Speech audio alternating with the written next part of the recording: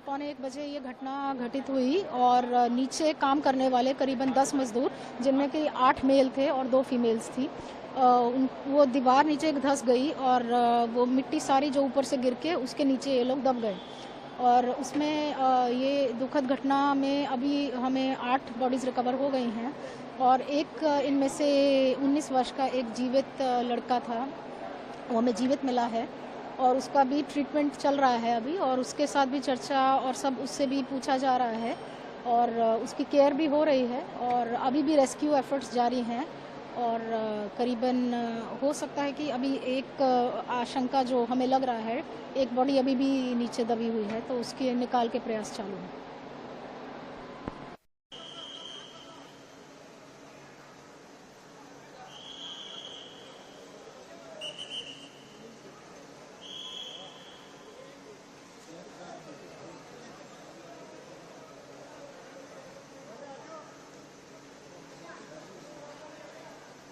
विजयदशमी जीत के लिए मनाया जाता है, तो इस बार 2024 में हम लोग जीत कर आ रहे हैं, क्योंकि जनता देख चुकी है कि कौन उनकी हितैषी है, कौन काम करता है। इतने कम समय में गठबंधन की सरकार और माननीय हेमंत सोरेन जी ने जो काम करके दिखाया है यहाँ के लोगों के लिए, तो लोगों ने मन बना लिया है कि इस बार फिर से उनको मौका दिया जाएगा और हम लोग दुगुनी ताकत से काम करेंगे। जो काम अधूरा रह गया है, कोविड की वजह से काफ़ी समय बर्बाद हुआ था, उसे हम लोग करेंगे, पूरा करेंगे। जहाँ तक गठबंधन के सीट शेयरिंग की बात आपने की है, तो 2019 के चुनाव में एक बात प्रमुखता से रखी गई थी कि उससे पहले के चुनाव में जो पार्टी जैसे कांग्रेस, राजद, जेएमएम वगैरह का जो अलायंस था, उसमें कहा गया था कि जो कैंडिडेट फर्स्ट या सेकंड है उसे मौका दिया जाएगा। तो उस समय ये देखा गया कि जो सिटिंग थे उनको मिला और उसके बाद जो सेकंड पोजीशन में थे उनको मिला, क्योंकि वहाँ फर्स्ट पोजीशन में हो सकता है अपोजिशन रहा हो। तो इस बार भी मुझे लगता है, क्योंकि मैं इंडिया गठबंधन के जो नेशनल जो मीटिंग्स हुए हैं उसमें कई में मैं भी शिरकत की हूँ, तो उसमें जितने बड़े नेता हैं देश के, हर पार्टी के, हमारे इंडिया गठबंधन के, सभी ने एक स्वर में यही कहा कि जो कैंडिडेट जिस पार्टी का है और वो जीत का सबसे ज़्यादा भरोसा दिला सकता है, जिसके पास उस तरह के आंकड़े भी हैं, जो सबसे ज़्यादा जीत के करीब है, उसे ही टिकट मिलेगा। पार्टी के नाम पर खाली ऐसे सीट बांटने के लिए नहीं दिया जाएगा, हारने के लिए नहीं दिया जाएगा, जीतने के लिए दिया जाएगा। तो हमारे तमाम आलाकमान, हमारे पार्टी के सब लोग इसको लेकर काफ़ी संवेदनशील ये मामला है, चूँकि तो काफ़ी गंभीर है और बहुत जल्द इस पर फाइनल डिसीजन हो जाएगा। बातचीत तो होती ही रहती है, जब भी बड़े नेता मिलते हैं आपस में, वो सीट पर भी निश्चित रूप से बात करते हैं। कोई ज़रूरी नहीं कि हर बात को पब्लिक के सामने पहले ही ला दिया जाए। जब समय आएगा तब निश्चित रूप से जनता के सामने सारी बातें आएंगी। देखिए, कांग्रेस अपने युवराज को बार बार लॉन्चिंग पैड पर ले जाता है, लॉन्च ही नहीं होता, लॉन्च होता ही नहीं, फुस होकर के गिर जाता। अब ये हरियाणा के चुनाव को पहले हुड्डा के माथे फेंकने की कोशिश की कि मेरे युवराज का इसमें कहीं नहीं। मैं ये कहता हूं, हरियाणा की जनता ने इन्हें नकारा। ये काठ की हांडी बार बार नहीं चढ़ता है। एक बार ठीक ही किसी ने कहा, वो जो संविधान लेके चलते हैं, संविधान का फोल्डर तो इनके पास है, अंदर इनके पास कुछ नहीं है। अब फोल्डरें दिखा करके लोगों को भड़प फैला रहे हैं। अगर इनको इस बार काठ की हांडी जल गई तो दुख क्यों हो रहा है? अब ये ठिकरा फोड़ रहे हैं इलेक्शन कमीशन, तो कभी हुड्डा कभी टुड्डा इस पर फेंक रहे हैं। और कश्मीर में कह रहे हैं मेरी जीत हुई। अरे कहाँ जीत हुई? 3 दर्जन से ऊपर 4 दर्जन चुनाव लड़े, 4 दर्जन सीट पे, और जीते कितना? 6 गो। बीजेपी तो ऐसा कश्मीर में मुंहे भाड़ गिराया है। इनकी सारी जो कैरिकेचर कर रहे थे जोकर की तरह, सीमा सड़क संगठन हमारे सशस्त्र सेनाओं की जरूरतों को पूरा करने के साथ साथ सीमावर्ती क्षेत्र की सामाजिक आर्थिक विकास में एक अहम भूमिका अदा की है। आज माननीय रक्षा मंत्री श्री राजनाथ सिंह जी के कर कमलों द्वारा जिन विचार किया जा रहा है वह 8 राज्यों एवं 3 केंद्र शासित प्रदेशों में फैली हुई है। इन परियोजनाओं में निर्मित 22 सड़कों में 7 सड़कें जम्मू और कश्मीर में, 2 सड़कें लद्दाख में, 2 सड़कें पश्चिम बंगाल में, 2 सड़कें राजस्थान, 2 सड़कें सिक्किम, 3 सड़कें अरुणाचल प्रदेश तथा नागालैंड और अंडमान निकोबार द्वीप समूह में एक सड़क शामिल है। इन सड़क परियोजनाओं का उद्देश्य चुनौतीपूर्ण इलाकों में कनेक्टिविटी में सुधार करना है, जिससे नागरिकों और सैन्य कर्मियों दोनों की गतिशीलता में वृद्धि हो। इसके अतिरिक्त 51 पुलों में से जम्मू और कश्मीर में 12, लद्दाख में 9, हिमाचल प्रदेश में 5, उत्तराखंड में 8, सिक्किम में 2, अरुणाचल प्रदेश में 14 और मिजोरम में 1 पुल शामिल है।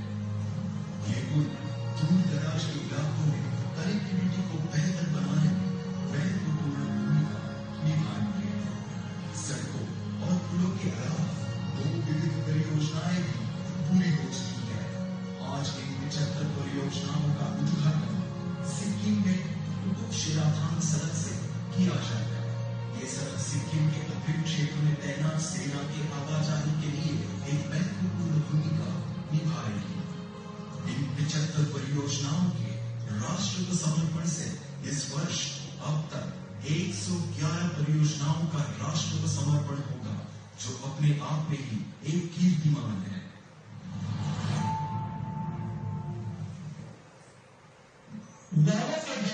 लगातार नहीं होती, कोशिश करने वालों की कभी हार नहीं होती। नवीन चीजें जब बाना लेकर चलती है, चौथी दीवार पर सरकार से चलती है। की थी क्या कहना चाहेंगे सर? देखिए, लगभग 200 से भी ज़्यादा सीटों पर हमारा एकमत हो गया है तीनों पार्टी का। तो वापस 1-2 सीटिंग हमारे हो जाएगी 3 पार्टी की। उसमें जो हमारे छोटे छोटे घटक दल और भी मित्र है, उनके लिए हम क्या कर सकते हैं उसके बारे में विचार होगा। लेकिन 1-2 दिन में, आने वाले 2 दिन में ये पूरा मसला सॉल्व हो जाएगा। सर, हरियाणा में जिस तरह से मूलतः ये प्रश्न अब बहुत गंभीर होता जा रहा है। एक तरफ वंदे भारत ट्रेन की फहरिस्त हम देख रहे हैं, दूसरी तरफ ट्रेन के सेफ्टी सिक्योरिटी को लेकर के, सेफ्टी इश्यूज को लेकर के, कवच को लेकर के पिछले बजट का प्रोविजन देखिए और इस बजट में उसकी चर्चा देखिए। अगर आपने कोई सिस्टम इवॉल्व करने की सोची तो अब तक उस पर कितने कदम चले। लोगों के जान माल के साथ खिलवाड़ किसी की भी सरकार हो, ये उचित नहीं है। आपकी प्राथमिकताएं क्या है? मतलब झंडी हिला देना हर ट्रेन के लिए खुद प्रधानमंत्री जी जाते हैं, मतलब हर वंदे भारत में प्रधानमंत्री जी की मौजूदगी होती, तो रेलवे सेफ्टी को लेकर के हम किससे शिकायत करें? रेल मिनिस्टर से नहीं करेंगे, आपसे पूछेंगे कि हासिलात क्या हुए, और आलोचना के लिए नहीं, सार्थक एक पहल के लिए शुरुआत करिए। दूसरा सवाल सर, यहाँ पे कुल 3 रामलीलाएं हो रही हैं, उसमें धार्मिक, नवश्री धार्मिक और लवकुश, ये 3 रामलीलाएं यहाँ पे लाल किले में परंपरागत तरीके से होती आई हैं। उसके अंदर आज माननीय राष्ट्रपति महोदया और माननीय प्रधानमंत्री जी भी यहाँ पे आज आ रहे हैं, और उसके लिए हमने पुख्ता सुरक्षा इंतजाम किए हैं। हमने कई कंपनी फोर्स भी यहाँ पे लगाई हुई है, सीसीटीवी कैमरों के द्वारा भी मॉनिटरिंग की जा रही है। उसके अलावा सोशल मीडिया सेंटीमेंट का भी एनालिसिस किया जा रहा है, और हमने प्लेन क्लोथ में भी डिप्लॉयमेंट किया हुआ है ताकि हर प्रकार, हर तरीके से नज़र रखी जा सके। और उसके अलावा एक जो रामलीला है वहाँ, उसमें कुछ फिल्मी सितारे भी आ रहे हैं, तो वहाँ पे भी बहुत भीड़ रहेगी। उनको जो फ़ैन है वो उनको देखने आएंगे, तो वहाँ पे भी हमने क्राउड कंट्रोल के हिसाब से प्रॉपर अरेंजमेंट्स कर रखे हैं। सर, कितनी लगभग फोर्स रहने वाली है और पैरामिलिट्री कितनी रहने वाली है? यहाँ पे हमारे पास अराउंड लोकल पुलिस की भी 8-10 कंपनियां हैं, और पैरामिलिट्री की भी हमारे पास 11 कंपनी फोर्स यहाँ पे मौजूद है। सर, हम लोग देखते हैं कि अक्सर सोशल मीडिया पर काफ़ी इस तरह से भड़काऊ भाषण तमाम चीज़ें होती हैं, तो उसको लेकर क्या मॉनिटरिंग सर खास की जा रही है? उसके अंदर हम लोग जो है कुछ कीवर्ड्स के द्वारा उसके अंदर एक सॉफ्टवेयर होता है, उसके थ्रू हम एनालिसिस करते हैं कि क्या कोई नेगेटिव सेंटीमेंट या नेगेटिव तो कुछ नहीं चल रहा है। तो उसके हिसाब से हमारी सोशल मीडिया मॉनिटरिंग सेल है वो कर रही है काम, और उसके अंदर अभी तक कुछ ऐसा नेगेटिव नज़र में नहीं आया है, तो लेकिन हम लोग उस पर नज़र बनाए हुए हैं। सर, प्रधानमंत्री जी का कितने बजे का आना है और कब तक ये चलेगा? प्रधानमंत्री जी का शाम का आने का है। प्रधानमंत्री जी और राष्ट्रपति महोदय दोनों का ही आने का सेम टाइम है और सेम रामलीला में ही आ रहे हैं दोनों, तो इवनिंग में उनका लगभग 1 घंटे का कार्यक्रम है यहाँ पे। दक्षिण रेलवे के चेन्नई मंडल के अधीन जो चेन्नई गुडूर रेलखंड है, उसके कोवरपेटई स्टेशन पर 12578 बागमती एक्सप्रेस जो कि मैसूरू से चल करके दरभंगा तक जाती है, इसके दुर्घटनाग्रस्त होने की सूचना हमें प्राप्त हुई। उसके बाद राहत और बचाव कार्य जो है वह तेजी से प्रारंभ किया गया। पूरी ट्रेन से यात्रियों को निकाल लिया गया है, सभी यात्रियों को निकाला गया है। किसी भी यात्री को की कैजुअलिटी इसमें नहीं है और न ही किसी के ग्रीवियस रूप से इंजर्ड होने की सूचना है, यानी कि गंभीर चोट किसी भी यात्री को नहीं लगी है। और सभी यात्रियों को उनके गंतव्य तक ले जाने के लिए रेलवे द्वारा विशेष व्यवस्था की जा रही है। एक डेमू ट्रेन के माध्यम से पहले यात्रियों को कोवेरपेटई स्टेशन से चेन्नई स्टेशन लाया जाएगा और वहां से फिर उनके गंतव्य स्थान पर विशेष ट्रेन के माध्यम से भेजा जाएगा। पूरी यात्रा के दौरान यात्रियों की सुरक्षा और खान पान की व्यवस्था जो है वह रेलवे द्वारा की जाएगी, ऐसा प्रबंध कर लिया गया है। इस दुर्घटना के चलते चेन्नई गुडूर रेलखंड में कुछ दूसरी गाड़ियां भी डिटेन हुई हैं। हम उन गाड़ियों को भी डाइवर्टेड रूट से जो है उनको उनके गंतव्य तक ले जाने की योजना बना चुके हैं। इन गाड़ियों में एक तिरुचिरापल्ली से चल कर हावड़ा जाने वाली एक्सप्रेस गाड़ी है और 2 अन्य गाड़ियां हैं। जो एक गाड़ी एक गाड़ी टाटा नगर से एर्नाकुलम के बीच की है और एक काकीनाडा धनबाद स्पेशल है। ये गाड़ियां डिटेन्ड हैवी सेक्शन में, इसको हम लोग डाइवर्टेड रूट से ले जाने की योजना बना रहे हैं। इसके अलावा धनबाद एलएफपी एक्सप्रेस जो है 13351 और 02122 जबलपुर मदुरई एक्सप्रेस को भी डाइवर्टेड रूट से उनके गंतव्य स्थान पर ले जाने की व्यवस्था की गई है।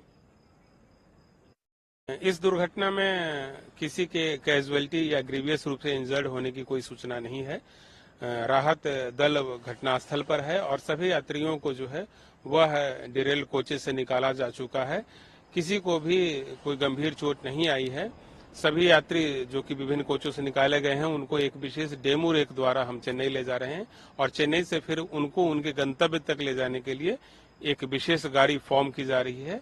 उस गाड़ी के माध्यम से सभी को उनके गंतव्य स्थान तक ले जाया जाएगा। भी कोच में आग नहीं लगी थी। जो पैसेंजर कोचेस थे वो सब के सब सुरक्षित हैं। इंजन के साथ एक पार्सल वैन था, उस पार्सल वैन में थोड़ी देर के लिए आग लगी थी जिसको कि हमारे बचाव दल ने बुझा दिया है और उससे किसी को इंजरी या कोई और चोट नहीं लगी है, कोई और नुकसान नहीं हुआ है। जी, अभिन्न अंग है। भगवान राम के जीवन से हम लोगों को बहुत प्रेरणा मिलती है।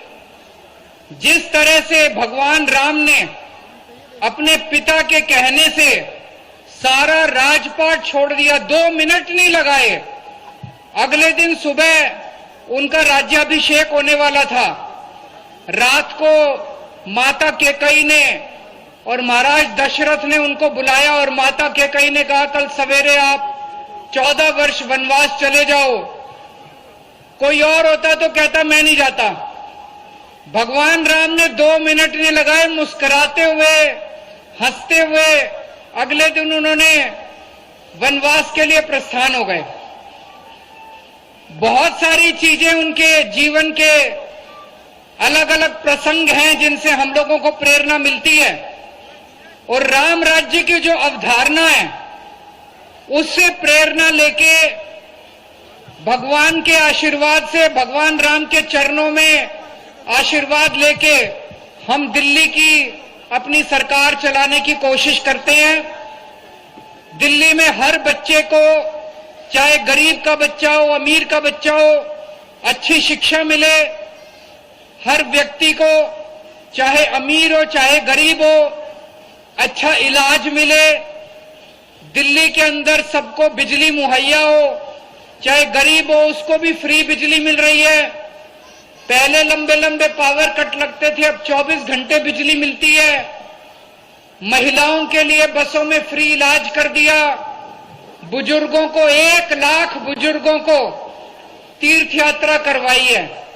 रामेश्वरम जी लेके गए, अयोध्या जी लेके गए, हरिद्वार, ऋषिकेश, शिरडी बाबा, पुरी जी, जगह जगह तीर्थ यात्रा करवाने के लिए लेके गए। तो आज इस मौके पे यहां आए हुए सभी राम भक्तों को मैं दशहरे की बहुत बहुत शुभकामनाएं देता हूं, नवरात्रों की शुभकामनाएं देता हूं, दुर्गा पूजा की, दिवाली की, छठ पूजा की। भगवान आप सब लोगों को खुश रखे, खूब तरक्की दे, बरकत दे। आज विजयदशमी का दिन है। हम लोगों का लक्ष्य है बिहार से जो असुरी ताकत है उसको भगाना, असत्य पर सत्य की विजय कराना और बिहार में विकास की ओर ले जाना, ये हमारा लक्ष्य है। हमारे लिए घर कोई मायने नहीं रखता। घर में आप रहेंगे सम्राट जी? मैं रहता हूँ, अपने घर में हूँ। मेरे पिताजी माताजी के आशीर्वाद से घर है, छोटा सा घर है, लेकिन रहूंगा यहाँ पर। सरकारी कार्य जरूर करूंगा। ये सब पदाधिकारी देख रहे हैं, शीघ्र आपको दिखेगा। मैं स्पष्ट तौर पर यह समझता हूँ कि सत्यनारायण भगवान का पूजा कर दिया, इससे ज्यादा शुभ। और विजयदशमी के दिन मैं यहाँ आया हूँ, जितने असत्य लोग हैं उस पर सत्य की विजय